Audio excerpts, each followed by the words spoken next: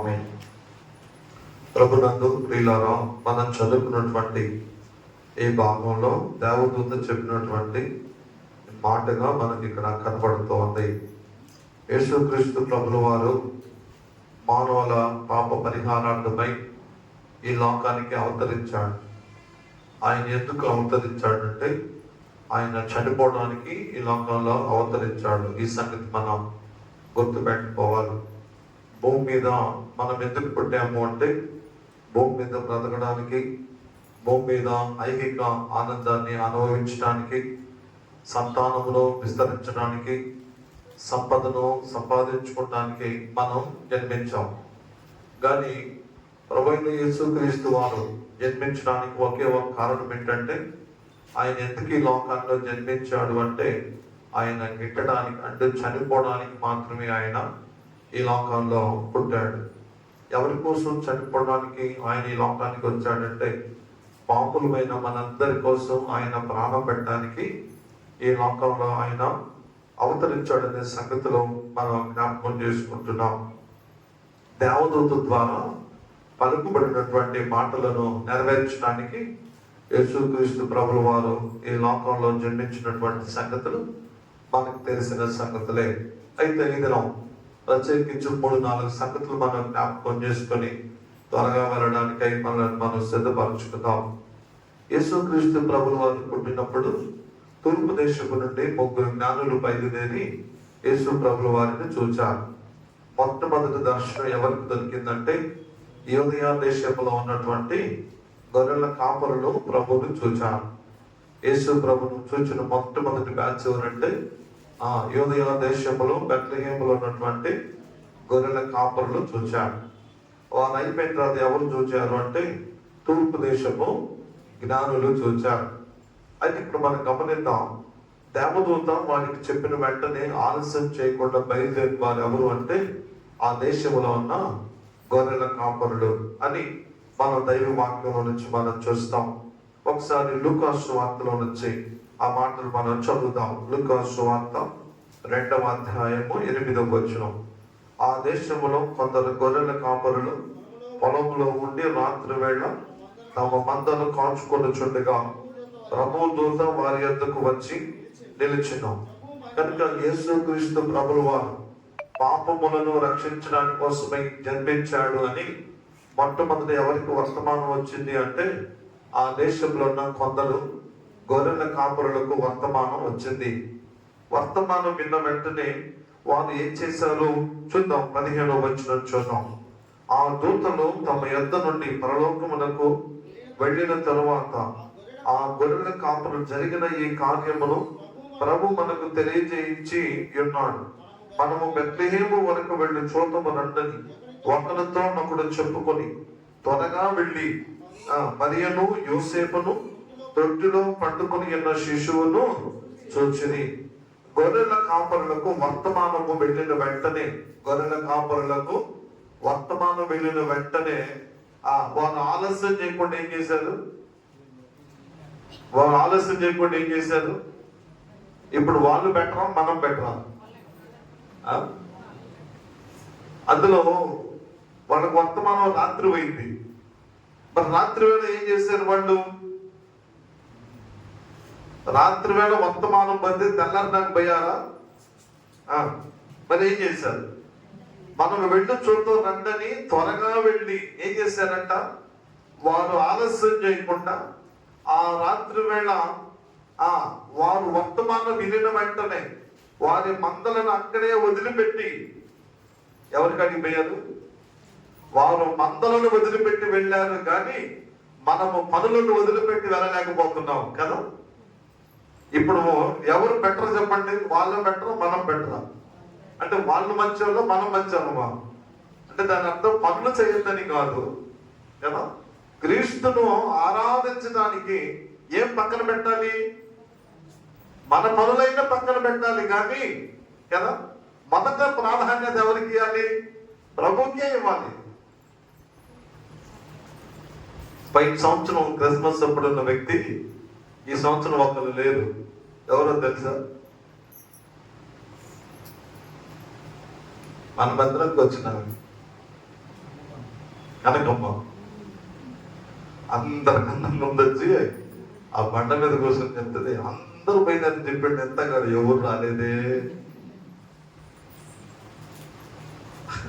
అప్పటికి ఇంకా మందిరంలో చేపలు కూడా పోయాం మేము, 9 గంటలకి వచ్చింది, ఇంకా మొదలు పెట్టలేదే, వాడు అందరూ బయట చెప్పిండే కదా. మనం అనుకోవచ్చు ఆమెకేం పని లేదు కదా అందుకని పెద్దరాడు వచ్చింది అని కూడా మనకు ప్రశ్న వస్తుంది. పని ఉన్నా లేకపోయినా పనంతా అయిపోయిన తర్వాత ఆరాధన కొలను కాదు, కానీ పనులను ప్రక్కన పెట్టి అది మనం ప్రాధాన్యత ఇచ్చినట్టు దేవునికి. పనులు చేయొద్దని మనకు బైబిల్ చెప్పట్లేదు, పనులు చేయకూడదని చెప్పట్లేదు, కానీ ఏది విలువైందో ఏది విలువ లేదో దాన్ని మనం ఆలోచన చేసి చేయవలసినటువంటి బాధ్యత మన పైన ఉంది. సో క్రీస్తును చూడటానికి గొర్రెల కాపరిలో వారి మందలను వదిలిపెట్టి ఏం చేశారు, వెళ్ళి ఎవరిని చూచారు, ప్రభుని వారు చూచారు. వారు ఆ తర్వాత 2వ బ్యాచ్లో 3 బయలుదేరినారు.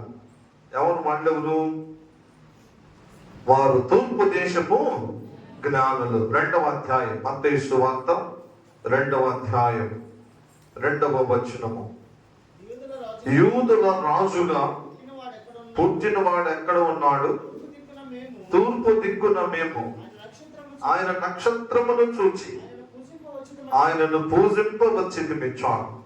ఇప్పుడు 2వ బ్యాచ్ లో ఎవరు వచ్చారంటే తూర్పు దేశపు జ్ఞానులు. తూర్పు దేశపు జ్ఞానులు. ప్రస్తుతము తూర్పు దేశము అంటే ఇప్పుడున్న కాలంలో ఉన్న ఊరి పేరు ఏం పేరంటే ఇరాన్ దేశం. ఇప్పుడున్న దేశం పేరు ఆ రోజుల్లో తూర్పు దేశం అన్నారు, ఈ రోజుల్లో ఉన్న దానికి ఉన్న పేరు ఇరాన్ దేశం. ఈ ఇరాన్ దేశం నుంచి యూదయ బెత్లెహేము, ఇరాన్ దేశం నుంచి యూదయ బెత్లెహేముకు ఎంత దూరము అంటే 750 మైళ్ళు. యూదయ బెత్లెహేము తూర్పు దేశము నుంచి యెరూషలేముకు 750 మైళ్ళు, అంటే కిలోమీటర్ లెక్కలో 1200 కిలోమీటర్లు. ఈ 1200 కిలోమీటర్లు ప్రయాణం చేయడానికి వారికి ఎంత కాలం పట్టిందంటే 2 సంవత్సరాలు పట్టింది. 2 సంవత్సరాలు ఏం తిని ఉంటారు, ఈ 2 సంవత్సరాలు ఎక్కడ నిద్రపోయి ఉంటారు, ఈ 2 సంవత్సరాలు వాళ్ళు ఏం వేసుకొని ఉంటారు, అన్ని ప్రశ్నే కదా. మనం ఒక రోజు వెనకన్నా బావాలంటే ఎన్ని ఆలోచన చేసి పోతామో కదా. 3 జ్ఞానులు, 2 సంవత్సరాల ప్రయాణం. వారి ఇంటి దగ్గర వాళ్ళకి ఏం చెప్పారో మనకు తెలియదు, వారి ఇంటికాడ ఏమేమి వారికి సమకూర్చారో తెలియదు. మధ్యలో ఎన్ని తుఫానులు వచ్చి ఉంటాయో 2 సంవత్సరాలలో, ఎన్ని ప్రమాదాలు సంభవించుంటాయో వాటన్నిటిని లెక్క చేయలేదు. వారు ఆకాశంలో నక్షత్రాన్ని చూచారు. ఎవరిని చూచారు, నక్షత్రం చూచారు. ఆ నక్షత్రము రోజు కనపడే దానికన్నా వింతగా కనపడింది. రోజు కనపడే దానికన్నా వింతగా కనపడింది. వింతగా కనపడింది కదని ఆశ్చర్యంగా వారి గ్రంథాలన్నీ తిరగేశారు. వారి పుస్తకాలన్నింటినీ ఏం చేశారు, తిరగేస్తే వారి పుస్తకాల్లో ఏమి రాయబడిందంటే యూదయ బెత్లెహేములో యూదులకు రాజు పుడతాడని దేవుడు వ్రాయించాడు. మీకా గ్రంథము 5వ అధ్యాయము, మీకా గ్రంథం 5వ అధ్యాయము 2వ వచనాన్ని మనం చదువుకుందాం. మీకా గ్రంథం 5వ అధ్యాయము 2వ వచనము. బెత్లెహేము ఎఫ్రాత యూదా వారి కుటుంబములలో నీవు స్వల్పమైనను నా కొరకు ఇశ్రాయేలీయులను ఏలబోము వాడు నీలో నుండి వచ్చును. చాలు. ఎక్కడ పుడతాడని దేవుడు వ్రాయించాడు, యూదా బెత్లెహేములో పుడతాడు. అది స్వల్ప గ్రామము. ఏ గ్రామం అది? అది చిన్న గ్రామము. చిన్న గ్రామంలో ఎవరు పుడతాడంటే లోకాన్ని రక్షించే క్రీస్తు పుడతాడు అని దేవుడు వ్రాయించాడు. ఇక్కడ మనం గమనిద్దాం. ఒకటి, యేసు ప్రభువులు ఎవరికి పుడతాడో వ్రాయించాడు, కన్యకకు పుడతాడని వ్రాయించాడు. రెండవ సంగతి, యోనా బెత్లెహేములో చిన్న గ్రామమైనటువంటి ఆ స్థలంలో పుడతాడని దేవుడు కూడా వ్రాయించాడు. ఈ రెండు వ్రాయించిన తర్వాత ఆయన పుట్టాడు అనే సంగతులు ఎవరికి తెలియజేశాడంటే, ఎవరైతే భూలోకంలో అజ్ఞానులు అని అనుకుంటామో వారికి మాత్రమే మొట్టమొదట దైవ దర్శనం కనపడింది.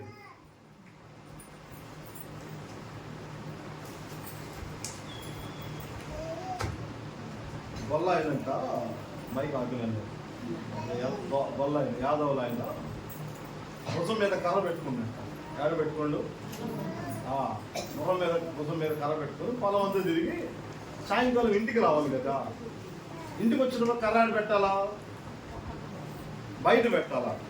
ఆ కర్ర ఏం చేసిందంటే ఈ భుజం మీదనే పెట్టుకున్నట్ట. అక్కడ పెట్టుకొని ఇంట్లోకి వచ్చేసరికి ఆ గోడలు ఏం చేసినాయి, అడ్డం దగ్గర లోపలికి రాని ఎట్లా అటు ఇటు చూస్తారు. ఎవడు నన్ను పట్టుకునేది అంటాడంట. మళ్ళా ఎనికి పోయేది మళ్ళీ ముందుకు వస్తుందంట. మళ్ళా ఏం చేస్తుంది, మళ్ళా ఎవడు నన్ను పట్టుకునేది, నన్ను వదలంటారా అంటాడంట.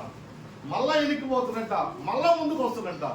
రెండు గోడలు ఏం చేస్తున్నాయి రానియకుండా. గొల్లలో అందుకంటే కొన్నిసార్లు ఏమంటారంటే ఎవరి గొల్లలో ఆ అన్నిటి వచ్చిందంటే ఇది అర్థమైందా? వాళ్ళు తెలివి కళ్ళలే కానీ ఏమైపోయింది వాళ్ళకి తెలివి ఎక్కువైపోయి ఎదురెచ్చింది అనమాట. అందుకే నువ్వు బుధం మీద ఏం పెడతాడు, కర్ర పెట్టి. అందుకే మన వాళ్ళు కొన్నిసార్లు అంటాడు, వరే నువ్వు ఎర్రుడి అంటున్నా. ఆ ఎర్రుడి తనం ఏం నుంచి వచ్చింది. వాళ్ళేం తక్కువలేం కాదు మా గొల్లోళ్ళు అంటే. అంటే ఆ రోజుల్లో గొల్లలు అన్నారు, ఈ రోజుల్లో యాదవ్ అంటారు. ఈ రోజు గొల్లలు అంటే ఒప్పుకోవాలి, యాదవులు ఈ రోజుల్లో. అర్థమైందా? అంటే సింపుల్గా మాట్లాడతారు కదా. ఇలాంటి వారికి మొట్టమొదట ఎవరి దర్శనం దొరికింది? బైబిల్ అంటాడు, జ్ఞానులను సిగ్గుపరచుటకు దేవుడు వెర్రివారిని ఏర్పాటు చేసుకున్నాడు కదా. వెర్రివారిని ఏర్పాటు, వారిని ఎందుకు పనికిరారు అనుకుంటే మొట్టమొదటి దైవ దర్శనము వారికే కనపడు. సరే, ఇప్పుడు రెండవ స్టెప్ లో తూర్పు దేశము ఇరాన్ దేశం నుంచి యెరూషలేముకు ఇంచుమించుగా ఎంత దూరం చెప్పాను? 750 కిలోమీటర్లు. మైళ్ళల్లో సరికి 1200 కిలోమీటర్లు. ఈ 1200 కిలోమీటర్లు ప్రయాణం చేసిన కాలము 2 సంవత్సరాలు. ఎన్ని సంవత్సరాలు? 2 సంవత్సరాలు. 2 రోజులు నేను ఇంట్లో నుంచి ఏదైనా ఊరు బావాలంటే కూరగాయలు తెచ్చి పెట్టాలి, పాలు తెచ్చి పెట్టాలి, నీళ్ళని రుచి పెట్టి అప్పుడు కానీ నేను బావాలా. 2 రోజులు బయటికి పోవాలంటే. మరి ఇప్పుడు వీళ్ళు 2 సంవత్సరాలు ప్రయాణం చేయాలంటే ఇంట్లో వాళ్ళ భార్య ఒప్పుకొని ఉంటుందా సాయన్న? పోనీ ఆ రోజుల అవసరాలకు ఏమన్నా ఫోన్ చేయడానికి వాళ్ళు ఫోన్లు ఉన్నాయా? ఏం లేవు కదా. మీరు ఎట్నన్నా పొండి, మీరు ఏమన్నా తినండి, మీరు ఎట్టన్నా చేసుకోండి, నాకు తెలీదు. మేము ఎవరు చూడాలి? మేము ప్రభువుని చూడాలి అనే సమర్పణతో ఎన్ని సంవత్సరాలు ప్రయాణం చేశారు వాళ్ళు? 2 సంవత్సరాలు ప్రయాణం చేశారు. అయితే సాంప్రదాయంలో వారికి 3 పేర్లు కూడా బైబిల్ పండితులు తెలియజేశారు. ఒక వ్యక్తి పేరు కాస్పర్, ఒక జ్ఞాని పేరు కాస్పర్, ఒక జ్ఞాని పేరు మెల్కియోరు, ఒక జ్ఞాని పేరు మెల్కియోరు, మరొక జ్ఞాని పేరు బెల్తాజార్. ఈ 3 జ్ఞానులు అక్కడి నుంచి బయలుదేరారు. ఇంకొక జ్ఞాని కూడా బయలుదేరినాడు. కానీ ఆ జ్ఞాని చరిత్ర ఏ చరిత్రలో కనపడదో ఆ జ్ఞాని పేరు ఆర్తుబాన్. 4 జ్ఞానులు ఆ దేశంలో ఉన్నారు. కానీ 3 ఏం చేశారంటే, వారు వర్తమానం విన్న వెంటనే, నక్షత్రాన్ని చూచిన వెంటనే, వారి గ్రంథాలను విప్పి చూచిన వెంటనే బయలుదేరినారు 3. ఇంకొకటి ఏం చేసిందంటే 4వ జ్ఞాని, మీరు మాట నేను వచ్చి కలుసుకుంటాలే అన్నాడంట. మనం కూడా అంటారు చూడండి, మీరు మాట మేము కలుసుకుంటాంలే, రైల్వే స్టేషన్కి పోవాలంటే మీరు మాట మేము కలుసుకుంటాం అంటారు. ఈ వెనక వచ్చే లోపల ఈ ముందు పోయినోడు బండి ఎక్కి వెళ్ళిపోతాడు. ఫోన్ ఉంటే నేను పలానా దిక్కున్నానని చెప్తాడు. ఫోన్ లేకపోతే ఎవరి పాటికి వాళ్ళమే కదా. ఈ 4వ జ్ఞాని యేసు ప్రభుని చూడాలని వెళ్ళాడు, కానీ యేసు ప్రభుని చూడలేకపోయినాడు. ఎంతకాలం యేసు ప్రభుని చూడాలని ప్రయాసపడినాడంటే 33.5 సంవత్సరం యేసు ప్రభుని చూడాలని పరుగులు తీశాడు, కానీ దొరకల. ఎవరికి? కొంచెం ఆలస్యమైన కారణం చేత. మనం కూడా కొన్నిసార్లు అనుకుంటాం, 2వ పాట పాడే లోపల బావచ్చులే, 3వ పాట పాడే బావచ్చులే కదా దాసు. బైబిల్ చదివేటప్పుడు బాగా వచ్చిందని. దీన్ని ఏమంటాము అంటే నిర్లక్ష్యము అంటాం. దీన్ని ఏమంటాం? దీన్ని నిర్లక్ష్యము అంటాం. మన జీవితంలో ఏముండాలి అంటే, నేను వెళ్ళి మొట్టమొదట ప్రార్థనలో కూర్చోవాలి, ప్రారంభ ప్రార్థనకు ముందే నేను వెళ్ళాలి. దీన్ని ఏమంటారంటే ఆసక్తి అంటారు. దీన్ని ఏమంటారు? ఆసక్తి. సగంలో పోయే దాన్ని ఏమంటారు? ఐజక్ బాబు ఏమంటారు? దాన్ని నిర్లక్ష్యం. ముఖమాట పడుతుంది. ఏమంటారు? నిన్నేమనవుతుంది. అర్థమైంది? నాతో పాటు ఒకసారి ఒక ఆయన వచ్చాడు సేవకుడు. అలా ఎన్ని గంటలకు మొదలు పెడతారు అన్నాడు ప్రార్థన వేరే స్థలం. అలా వాళ్ళు ఈ పాటికి మొదలు పెట్టుంటారు అంటే ఆయన అన్నాడు, అట్టయితే నేను రానన్నా అన్నాడు. ఎందుకనండి? మధ్యలో పోయి అలవాటు నాకు లేదు అన్నాడు. ప్రార్థన ప్రారంభం చేయక మునిపే నేను పోతాను, ఇప్పటికి సగం మొదలు పెట్టాను కాబట్టి నేను రాను అన్నాడు. రాకపోతే అక్కడ నువ్వే వాక్యం చెప్పేది పాదం అని చెప్పానని పంపయ్యాను. ముగ్గురు జ్ఞానులు వెంటనే బయలుదేరినారు. 4వ జ్ఞాని ఆలస్యం చేశాడు, ప్రభువుని చూడలేకపోయాడు. 33.5 సంవత్సరం ప్రభుని వెతికాడట. ఈ ఊరు పోయి అయ్యా యేసు ప్రభు ఇక్కడ పలానా ఊరు పోయాడు, అక్కడికి పోయి యేసు ప్రభు నిన్ననే ఆ ఊరు పోయిందయ్యా అని తిరిగి ఇంకా ఇంటికి పోలా. 33.5 సంవత్సరం ప్రభుని వెతుకుతానే ఉన్నాడు. చివరికి యోధా బెత్లెహేము యెరూషలేములో ఉన్నాడని తెలుసుకొని యెరూషలేముకి వెళ్ళాడు. ముసలివాడు అయిపోయినాడు. ఇంచుమించుగా 80 సంవత్సరాల వృద్ధుడు అయిపోయినాడు. ఆ రోజునే యేసు ప్రభుని సిలువ వేసే రోజు. ఆ ఊర్లో పోయి అడిగాడట, అయ్యా ఇక్కడ యూదులకు రాజుగా పుట్టిన యేసు ఉన్నాడంట కదంటే, ఉన్నాడయ్యా, ఇప్పుడే ఆయన్ని సిలువ మీద తీసుకొని గొల్గొతా తీసుకెళ్ళారయ్యా అని చెప్పారట. ఆయన ఏడ్చుకుంటా నడుచుకుంటా కర్ర పట్టుకొని వణుకుతా ఆ గొల్గొతాకి నడిచిపోవడానికి బయలుదేరి వెళ్తుంటే ఈ లోపల సాయంకాలం 3 గంటలు అయిపోయింది. యేసు ప్రభుల వారి సిలువలో ప్రాణాన్ని వదిలిపెట్టేశాడు. అప్పుడు భూకంపం కలిగింది అని మనకు బైబిల్లో ఉంది. ఆ భూకంపం కలిగింది, సమాధులు తెరవబడ్డాయి. ఆ భూకంపం కలిగిన సమయంలో ఒక గోడెమ్మిటి నడుచుకుంటా పోతుంటే ఆ భూకంపం ఒక గోడ పగిలి ఒక రాయి ఇరిగి ఈ ఆత్మ అన్న వ్యక్తి మీద పడింది. ప్రాణం అయితే పోలేదు కానీ రక్తం కానీ గిజగజ తన్నుకులాడుతుంటే ఇతను ఆశ ఏంటంటే నేను యేసును చూడలేకపోయానే అని మనసులో పరితాపం పడుతుంటే అప్పటికే ప్రభు శిలువలో ప్రాణం పెట్టాడు. ఇప్పుడు ఆత్మ దగ్గరికి వచ్చి అంటుందంట, ఆత్మానని పిలిచిందట. ఆత్మానని పిలిస్తే ఏనన్నాడట, ఎవరయ్యా నీవు అంటే, ఆత్మ నీవు చూచుచున్న యేసును నేనేను ప్రభువా అన్నాడు. ప్రాణం పోయింది. కళ్ళతో చూడలేకపోయినాడు. కారణం ఏంటంటే నిర్లక్ష్యం. 3 జ్ఞానులు వెళ్ళారు. యేసు ప్రభుని వారు చూశారు. వారు వెళుతూ ఏం తీసుకెళ్లారు? బంగారము, సాంబ్రాణి, బోళము. బంగారము, సాంబ్రాణి, బోళము. లేక బంగారము, బోళము, సాంబ్రాణి. బంగారము, బోళము, సాంబ్రాణి. చూడండి, యేసు ప్రభు వారు పుట్టినప్పుడే యేసు ప్రభు వారి జీవితానికి అవసరమైన కానుకలు వారు తీసుకొని పోయినారు. బంగారం దేనికి గుర్తు అంటే యేసు ప్రభు రాజరికానికి, ఆయన పేరు యూదులకు రాజు అన్నాడు కదా, కాబట్టి రాజరికానికి గుర్తు బంగారం.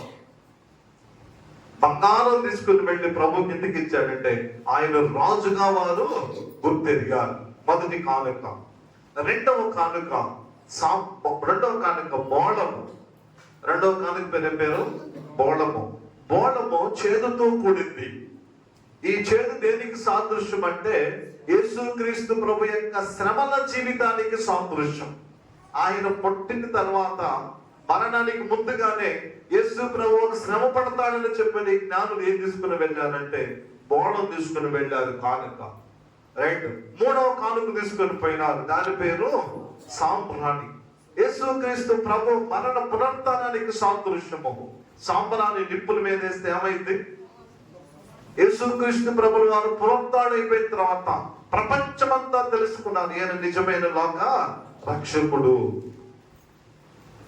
బంగారము, బోళము, సాంబ్రాణి. ఈ 3 ఎన్ని సంవత్సరాలు మోసారు వాళ్ళు? ఎన్ని సంవత్సరాలు? చాలా మంది ఊర్లకు పోయేటప్పుడు ఏం చేసుకుపోరు, అమ్మతోడు అబద్ధం ఆడకుండా ఊరికి పోయేటప్పుడు ఎంతమంది బైబిల్ పెట్టుకోపోతాం మీ బ్యాగులలో? కొంతమంది లేకుండా పోతాయా? 2 రకాల గుడ్డలు బ్యాగులో ఉండాలి. డ్రెస్కి సంబంధించినటువంటి మ్యాచింగ్లన్నీ, నెయిల్ పాలిష్ కానించి, గడియాలు కానించి, గాజులు కానించి కదా, మీరు మంచిగా లిప్స్టిక్లు కానించి అన్ని ఎక్కడ ఉంటాయి. ఈవెన్ అర్థం కూడా ఇంత అర్థం ఇన్ని మోసుకొని పోతాం, కానీ మన పుస్తకం మన బ్యాగులో ఏముండదు, బైబిల్ ఉండదు. దాన్ని ఏమంటారంటే నిర్లక్ష్యం. వీళ్ళు యేసు ప్రభువుకు కానుకలు తీసుకొని పోతూ ఎన్ని సంవత్సరాలు మోసుకొని పోయినారు? 2 సంవత్సరాలు. అంటే వీళ్ళలో నిర్లక్ష్యం అనేది లేనే లేదు. ఇప్పుడు వాళ్ళను మనం పోల్చుకుంటే మనం బెటరా, వాళ్ళే బెటరా? ఎవరు బెటర్ చెప్పండి? మన గొప్పలా, వాళ్ళ గొప్పలా? వాళ్ళే గొప్ప. వారు ప్రయాణం చేశారు, వారు వెళ్ళారు, కానుకలను వారికి ప్రభువుకి సమర్పించారు. ఆ తర్వాత ప్రభువుని వారు చూచారు, బంగారము, బోళము, సాంబ్రాన్ని ప్రభువుకి అప్పగించారు.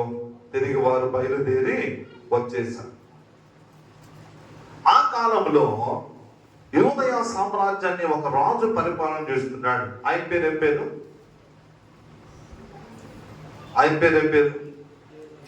హేరోదు. ఆయన పేరు ఏం పేరు? హేరోదు. హేరోదు రాజు చాలా కఠినమైన వాడు, చాలా క్రూరుడు. హేరోదు ఎలాంటి వాడు? చాలా కఠినమైన వాడు, చాలా క్రూరత్వం కలిగిన వాడు. ఈ హేరోదు రాజు రోమా సామ్రాజ్యానికి, ఆ రోమా సైనికులకు ఏం చేసేవాడంటే సహాయకరంగా ఉండేవాడు. ఇతడు రోమా సామ్రాజ్యానికి సహాయకరంగా ఉండేవాడు. ఈ యొక్క రాజు క్రీస్తుకు పూర్వము 4వ శతాబ్దం నుండి 37వ శతాబ్దం వరకు ఇతడు రాజుగా పరిపాలన చేశాడు. 4 నుంచి 37వ సంవత్సరం వరకు ఇతడు పరిపాలన చేశాడు. ఇతడు ఏ ప్రాంతానికి చెందినవాడు అంటే ఇతడు ఎదోమీయుడు, అంటే యోసేపు వంశానికి చెందినవాడు. ఎదోమీయుడు. ఈయనకి కనికరము, జాలి, దయ అనేది ఏమి ఉండదు. ఆధిపత్యం కోసం సొంత కొడుకులనే చంపాడు, సొంత భార్యలనే చంపాడు, సొంత తండ్రినే చంపాడు. దేనికోసం? ఈరోజు డబ్బు కోసం తల్లిదండ్రులు చంపే వాళ్ళు ఉంటారు కదా, డబ్బు కోసం భార్యను చంపే వాళ్ళు ఉంటారు, డబ్బు కోసం భర్తను చంపే స్త్రీలు కూడా ఉన్నారు నేటి రోజుల్లో. కానీ ఆ రోజుల్లో ఈ ఎదోమ వంశానికి చెందినటువంటి హేరోదు రాజ్యకాంక్ష కలిగిన వాడు. నేను తప్ప రెండో వాడు కూడా పరిపాలన చేయడానికి వీల్లేదని 2 కొడుకులు చంపినాడు, తండ్రిని చంపినాడు. క్రూరుడు, నాశన పాత్రుడు. ఈ తండ్రి కాడికి ఎవరు పోయినారంటే తూర్పు దేశపు జ్ఞానులు పోయి, యూదుల రాజా నీకు శుభము, మేము తూర్పు దేశం నుంచి వచ్చాము, యూదులకు రాజు అయిన వాడు ఇక్కడ పుట్టాడు, ఏడున్నాడు చెప్పు, మేము వాడిని చూడాలని వచ్చారు. ఆ కారణం చేత తూర్పు దేశంలో ఉన్నటువంటి జ్ఞానులు చేసిన పని వల్ల రామ, అంటే ఆ బత్లెహేము పట్టణంలో పేరు రామ అనే ఒక పట్టణం ఉంది. ఆ పట్టణంలో 2 సంవత్సరాల లోపు పిల్లలందరూ ఏమైపోయినారు? ఎవరి కోసం? యేసు ప్రభు స్థానంలో ప్రభు చంపాలని ఆ హేరోదు ఆజ్ఞాపిస్తే ఆ స్థానంలో ఎంతమంది బలైపోయారు? మా క్రిస్మస్ పండుగ ఊరకు రాలా. ఈరోజు మనం ఇంత సంతోషంగా కొత్త గుడ్డలు వేసుకొని, స్వీట్లు తెచ్చుకొని, బాయి తెచ్చుకొని, తెచ్చుకొని, చికెన్లు, మటన్లు, పిండి వంటలు రకరకాలు చేసుకొని happy happy Christmas, merry merry Christmas అంటే, ఈ హ్యాపీ మేరీ క్రిస్మస్ వెనక ఎంత భయంకరమైన బాధ ఉందో తెలుసా? యేసు ప్రభు పుట్టిన సందర్భంలో ఆ యెరూషలేము ప్రాంతంలో 2 సంవత్సరాల మగ పిల్లలందరూ ఏమైపోయినారు? ఆడ సంఖ్య ఎంతమంది రాయలేదు, కానీ 2 సంవత్సరాల్లో మగ పిల్లలందరూ చనిపోయినారు. ఆ పిల్లలు చచ్చిపోతే ఆ పిల్లల యొక్క తల్లిదండ్రులు ఎంత ఏడ్చుంటారో కదా, ఎంత ఘోష ఉంటుందో కదా ఆ ప్రాంతంలో. ఆ పిల్లల తల్లిదండ్రులు ఏడుస్తుంటే ఆ పిల్లల యొక్క బంధువులు ఎంత ఏడుచుంటారే కదా. ఇంతమంది ఏడిస్తే ఈరోజు మనం ఏం చేస్తున్నాం? క్రిస్మస్ అంటే సంతోషం. ఈ సంతోషం వెనుక ఎంత రహస్యమైనటువంటి బాధలు ఉన్నాయి. గత సంవత్సరం వారు ఉన్నవారు ఈ సంవత్సరం లేరు. ఆ కుటుంబాలలో సంతోషాలు ఉంటాయా? ఆ కుటుంబాలలో ఆనందం ఉంటుందా? ఆ కుటుంబాలలో నెమ్మది ఉంటుందా? ఎప్పుడు సంతోషం అంటే యేసు నిజంగా నీ హృదయంలో నా హృదయంలో ఉంటే రోజు సంతోషమే.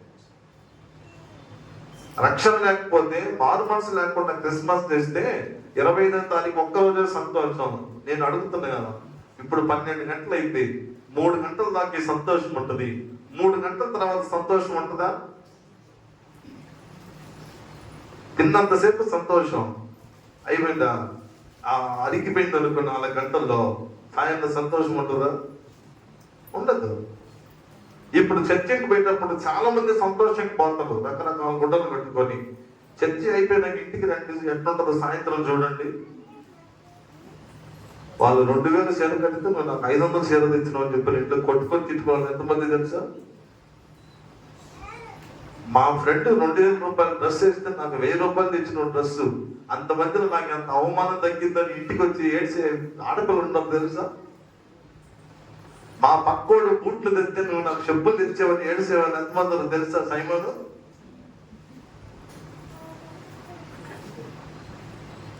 ఒక్కొక్కడు 2000 రూపాయలు పెట్టి ప్యాంటు కొంటాడు, అది బెంజాలు ప్యాంటు.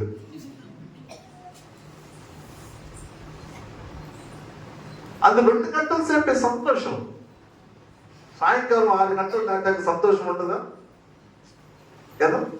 సాయంకాలం పెరిగి తాగొస్తున్నాడు, ఇంట్లో కొంచెం కర్ర తీసుకుంటాడు, లేక ఇంట్లో సంతోషం ఉందా? యేసుక్రీస్తు ప్రభుని కానీ అంగీకరిస్తే ప్రతిరోజు సంతోషం, ప్రతి ఆదివారము సంతోషం. యేసుక్రీస్తు ప్రభుల వారు లోకానికి అవతరించిన మాట వాస్తవమే, కానీ ఆయన వచ్చిన కారణం చేత ఆ యోదయ బెత్లెహేములో ఘోష, ఆ యోదయ బెత్లెహేములో కన్నీరు వారు భరించారు. అంత మాత్రమే కాదు, యేసు ప్రభు మరియమ్మ గర్భంలో ఉన్నాడని తెలిసిన వెంటనే మరియమ్మ కూడా ప్రాణభయం వచ్చింది. అవునా కాలదా? ఎందుకంటే యూదుల ఆచార ప్రకారం ఒక స్త్రీ వివాహానికి ముందు, పెళ్లి కాక మునుపు గర్భం ధరిస్తే రాళ్ళు తీసుకొని చావ కొట్టాలి.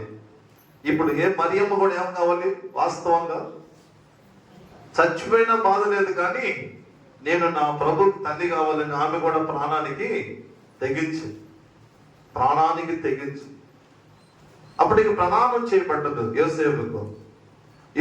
ప్రమాణం చేయబడిన తర్వాత మరియమ్మ గర్భవతి అని తెలిసిన తర్వాత యోసేపు యొక్క స్నేహితులు యోసేపుని పిలిచి ఏమని ఉంటారు తెలుసా? యోసేపు అంటావు ఏంద్రాన్ని పోయి ఉంటాడు, నీకు తెలుసా మరియమ్మ గర్భవతి అయిందంటరా, ఎట్ట తీసుకుంటావు అక్కడ పిల్లలు నువ్వు అంటరా? సూటి పట్టి మాట్లాడంటరా, అవమానకరంగా మాట్లాడంటరా? యేసు ప్రభు ఈ లోకానికి రావడానికి మరియమ్మ అవమానాన్ని సంతోషంగా మార్చుకుంది. యోసేపు అవమానాన్ని సంతోషంగా తీసుకున్నాడు. యోదయ బెత్లెహేములో ఉన్నటువంటి స్త్రీలు వారి పిల్లలందరినీ చంపేసిన వారు సహించారు. చివరకు యోసేపు మరియమ్మలో యేసు ప్రభుని ఎత్తుకొని యోదయ బెత్లెహేముని విడిచిపెట్టి ఆ నజరేతు అన్నటువంటి ఊరికి పారిపోయినా. ఎంత దాగి ఉంది యేసు ప్రభు జన్మము వెనక. ఎంతమంది అవమానాలు భరించి, ఎంతమంది ఏడ్చి, ఎంతమంది కన్నీరు కారిస్తే ఈరోజు మనం ఏం చేస్తున్నాం? చెప్తాం ఇంకా హ్యాపీ హ్యాపీ క్రిస్మస్ అని. యేసు ప్రభు ఎందుకోసం పుట్టాడు? మన కోసం, మనల్ని సంతోషపరచాలని పుట్టాడు, మనల్ని రక్షించడానికి ఆయన పుట్టాడు. 1 తిమోతి పత్రిక 1వ అధ్యాయం 16వ వచనం, పాపులను రక్షించుటకు క్రీస్తు యేసు ఈ లోకమునకు వచ్చాడు. ఎందుకు వచ్చాడు యేసు ప్రభులు వారు? ఎందుకు వచ్చాడు? ఎవరు పాపులు? మన ఊళ్ళో ఎవరు లేదు, మన ఊళ్ళో అంతా పరిశుద్ధులు, మనందరం పరిశుద్ధులమే కదా, ఏ భేదము లేదు, అందరూ పాపము చేసి దేవుని అనుగ్రహించు మహిమను. ఎఫెసీ పత్రిక 2వ అధ్యాయం 1వ వచనం, మీరు అపరాధముల చేతను పాపముల చేతను చచ్చిన వారయుండగా క్రీస్తు మనలను, ఎందుకోసం యేసు ప్రభు వచ్చాడంటే ఒకటి దూరస్థులమైన మనలను సమీపస్తులుగా చేయడానికి, పాపులమైన మనలను పరిశుద్ధులుగా చేయడానికి వచ్చాడు. ఆయన పుట్టుక వెనక మహాభయంకరమైన శోకాలు కనబడుతూ ఉన్నాయి, వినబడుతూ ఉన్నాయి. ఇలాంటి దినాలలో ప్రభువు జన్మించాడు, ప్రభువు జీవించాడు. ఆ 33.5 సంవత్సర కాలం ఆయన లోకంలో జీవించి లేఖనములను నెరవేర్చడం నిమిత్తమై యేసుక్రీస్తు ప్రభుల వారు కలువరి శిలువలో ఏమైపోయాడు? బలైపోయినాడు.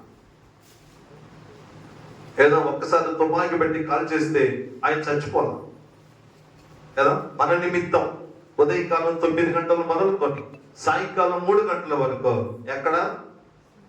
శిలువలో ఒక నీళ్లు కొయ్య అంటే కొయ్య మీద ఆయన వేలాడబడ్డాడు. ఆయన సొగసు స్వరూపాన్ని కోల్పోయినాడు, దాసుని స్వరూపాన్ని ధరించుకున్నాడు, అవమానపరచబడ్డాడు,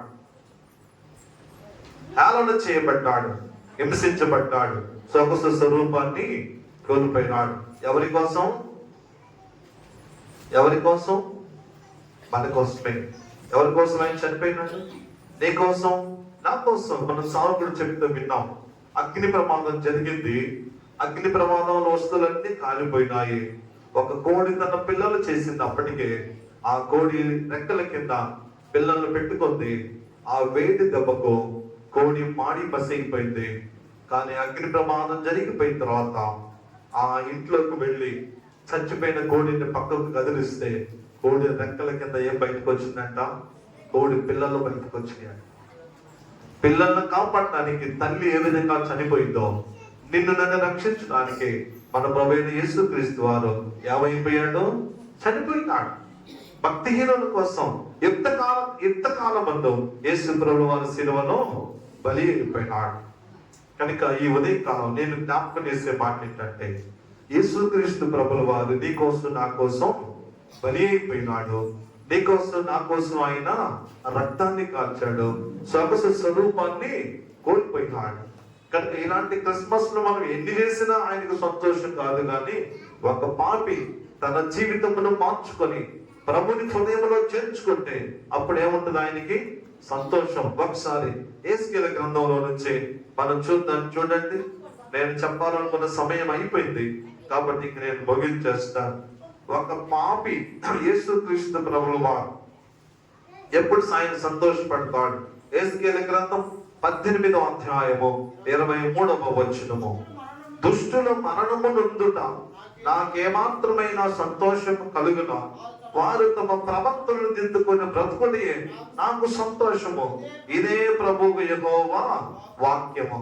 యేసుక్రీస్తు ప్రభువు వారికి జనవరి పండుగ వేస్తే సంతోషం ఉండదు, క్రిస్మస్ పండుగ వేస్తే సంతోషం ఉండదు, ఈస్టర్ పండుగ రోజు 40 రోజులు ఒక్క పొద్దులు ఉండి తెల్లబుట్టలు వేసుకుంటే ఆయనకి సంతోషము ఉండదు. ఎప్పుడు సంతోషం అంటే ఒక దుర్మార్గుడు ఏం మార్చుకోవాలంట?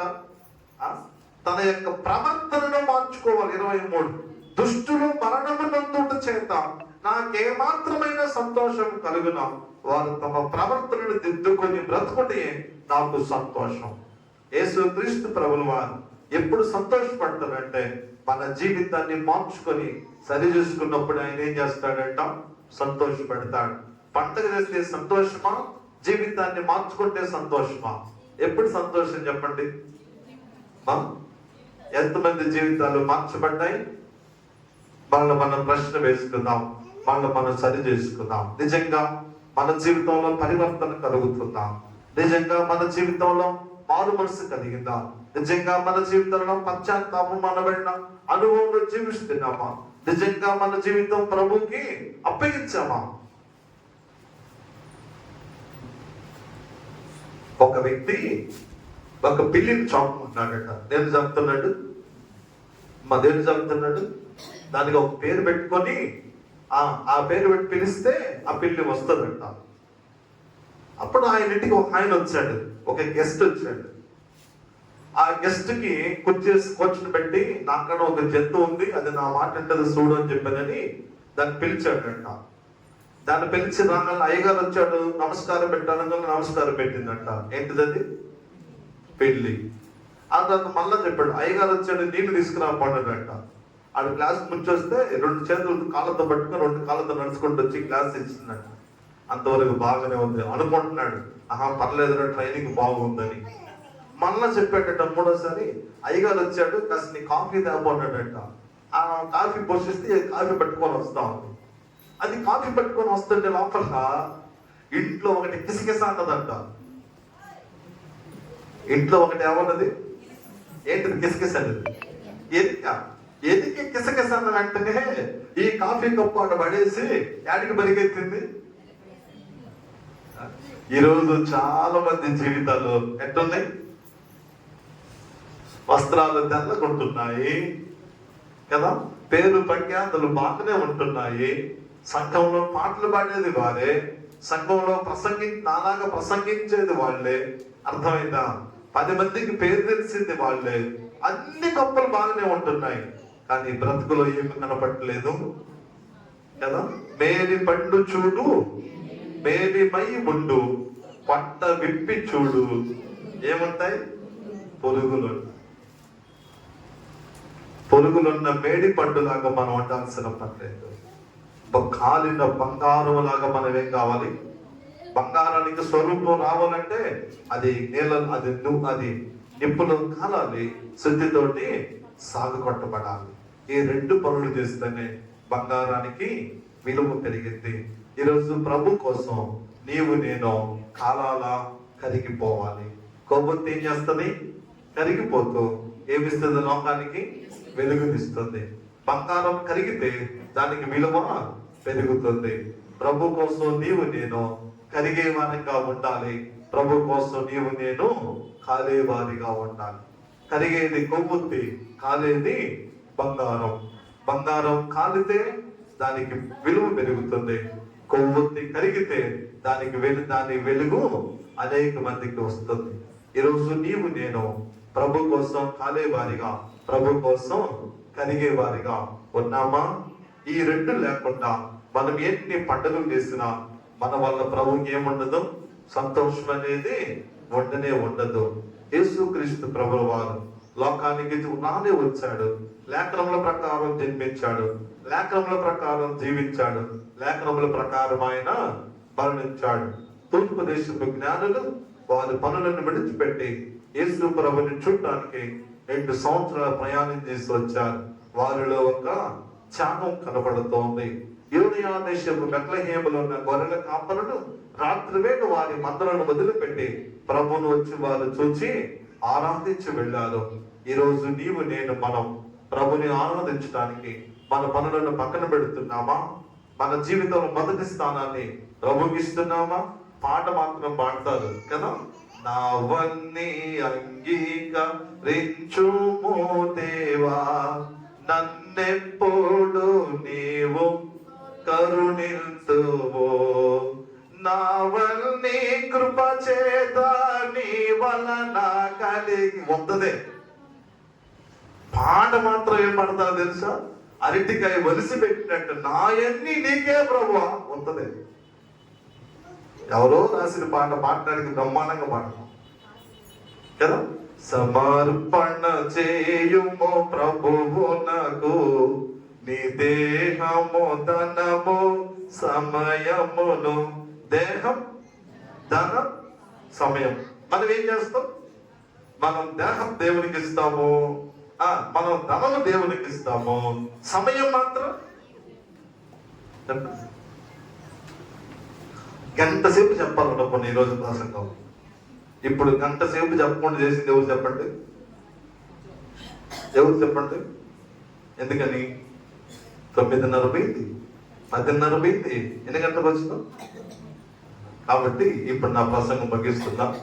సంవత్సరానికి ఒక్కసారి వచ్చేది ఇది. ఈరోజు గంట సేపు చెప్పాలనుకున్నా, చాలా సంగతులు చెప్పాలనుకున్నా, అది ఇప్పుడు 11:15 అయింది. రెండో వాళ్ళు 12 గంటకే మొదలు పెట్టుంటారు, పాటలు పాడుతూ ఉంటారు. నేను భవిస్తున్నాను, యేసుక్రీస్తు ప్రభువు వారు ఈ లోకానికి వచ్చింది 100% వాస్తవమే, అందులో అనుమానం ఏమీ లేదు. ఆయన ఎందుకోసం వచ్చాడు? పాపి అయిన మనలను రక్షించడానికి ఈ లోకానికి వచ్చాడు. ఆయన రాగానికి అవమానపరచబడింది ఎవరు? మరి అవమానపడింది. యోసేపు అవమానపరచబడ్డాడు. యోదయ బెత్లెహేంలో ఉన్నటువంటి 2 సంవత్సరాల పిల్లలు మరణించే వంశ కనబడింది. వారి ముగ్గురు శ్రమ తర్వాత యేసు ప్రభువు వారు ఈ లోకంలో 33.5 సంవత్సరం కాలం జీవించాడు.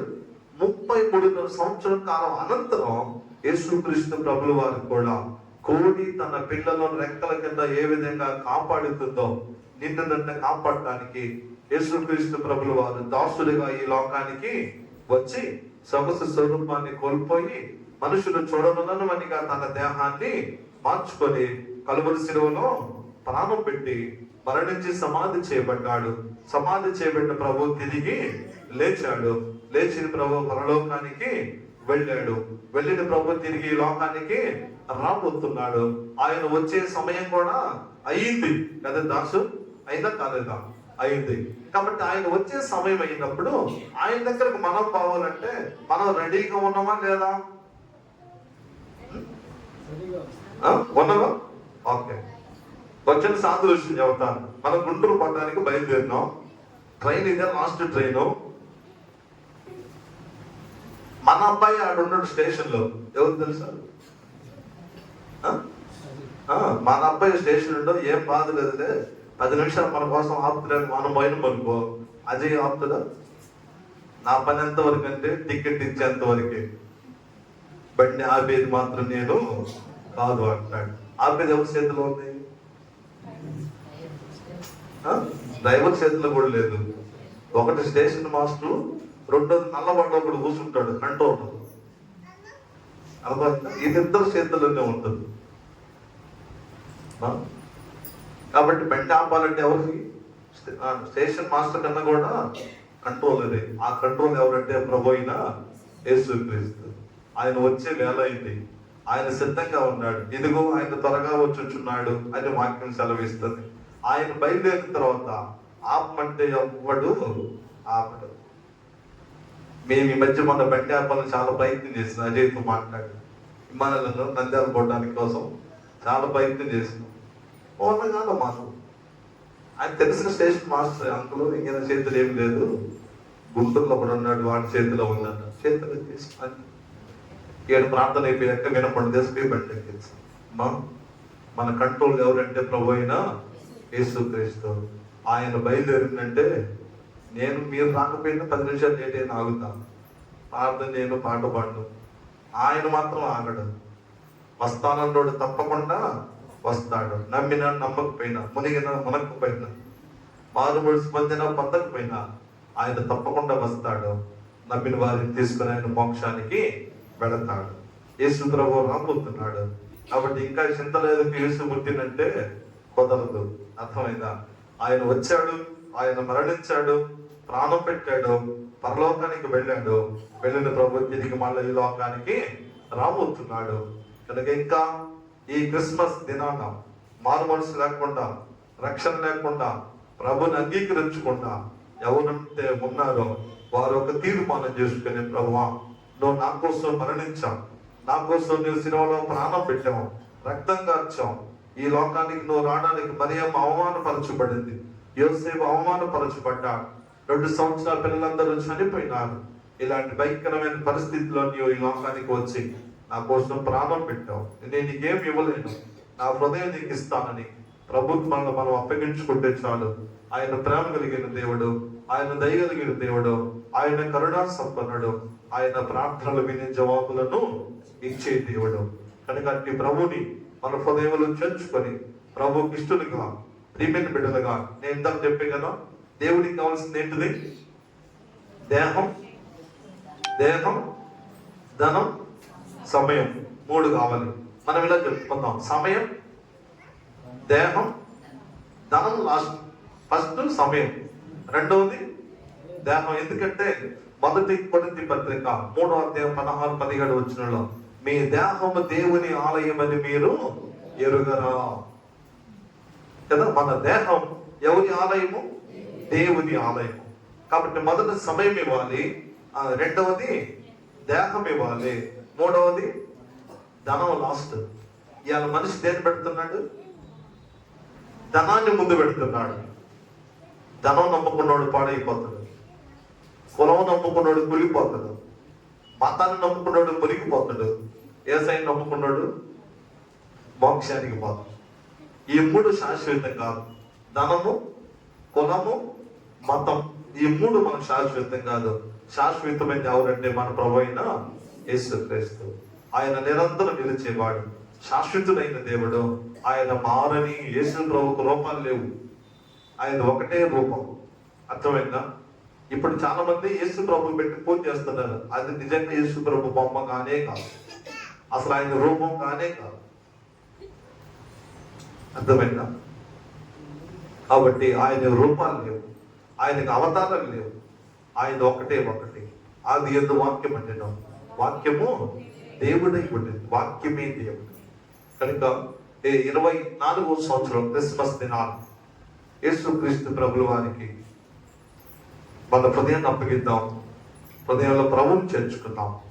ఇప్పటికే ప్రభుని నమ్మి మారు మనసు మీద రక్షించబడిన వారు జీవితంలో ఒక తీర్మానం చేద్దాం. ప్రభు, నువ్వు నా కోసం వచ్చావు వాస్తవమే, కానీ నేను నీ కోసం ఏం త్యాగం చేయలేకపోతున్నాను.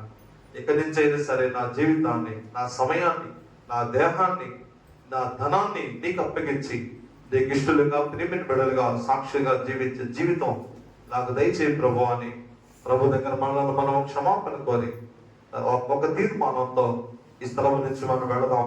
అట్టి అనుభవాలు పరిశుద్ధాత్మ దేవుడు మనకు, మన కుటుంబాలకు అనుగ్రహించి దయచూపి సహాయం చేయను గాక. ఆమె తలలు వచ్చుదాం, కడుమొద్దాం, ప్రార్థన చేసుకుందాం. కృప కలిగిన తండ్రి, దయాళుడ, పరిశుద్ధుడైన దేవ, నీకు స్తోత్రం. వాతావరణంలో మార్పు వల్ల మేము ఆలస్యంగా కలుసుకున్నాం, ముగింపు సమయం అయింది ప్రభా. నేను నన్ను రక్షించడానికి, మమ్మల్ని రక్షించడానికి ప్రభా, ఎంత కాలంలో భక్తిహీనమైన మా కోసం శిలువలో మరణించడానికి ప్రభా, కన్యమరియ గర్భంలో జన్మించి ప్రభా నువ్వు జీవించి మరణించావు. నీ శిలువ మరణ పునరుత్థానం మానవుడికి రక్షణ కలుగు చేసేదని మీరు జ్ఞాపకం చేసిన నీ మాటల కొరకే స్తోత్రాలు. ఈ ప్రత్యేకమైన ఈ క్రిస్మస్ దినంలో ఎందరు దుఃఖాలతో, ఎందరు శ్రమలలో, బాధలతో ఉన్నారు. కృపతో జ్ఞాపకం చేసుకుని కరుణించి వారికి క్షేమం, నెమ్మది అనుగ్రహించి దయపాలించి సహాయం చేయమని ఈ నిజమైనటువంటి క్రిస్మస్ వారి జీవితాలలో చేసుకోవడానికి మొదట మిమ్మల్ని అంగీకరించి వారి హృదయంలో మిమ్మల్ని చేర్చుకొని నీకు ఇష్టలుగా, ప్రేమిని బిడ్డలుగా, సాక్షులుగా ఉండు. బయట రండి, కాస్త రండి, కేక్ కట్ చేస్తానండి, కేక్ కటింగ్ కనుక రండి. యేసుదాసు